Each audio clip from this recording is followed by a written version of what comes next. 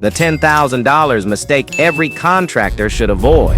Dude, I lost like $10,000 on one of my very first hillside projects, sort of similar to this one. So in this particular project, there is a hillside that we're next to. And when I was first starting off as a contractor, I didn't understand the distance to daylight rule. So in the distance to daylight rule, if you're going a certain amount, if you're near a hillside, sometimes you might need additional engineering depending on how deep you're gonna go. On this particular project, they provided us with the detail 552 where we needed to do a keyway if we weren't gonna meet that distance to daylight rule that is pictured here. But luckily, we don't have the problem on this project. I remember on one of our first hillside projects, I just quoted the homeowner for standard structural engineering when I should have told them that we potentially might need additional engineering because their project was on a hillside. Once it came to actually building the project, we actually needed additional engineering because it was on a hillside, and the homeowner basically didn't want to pay for it. So I had to pay for an additional $10,000 worth of engineering. But honestly, that was my fault as a business owner because I did not make it clear to them.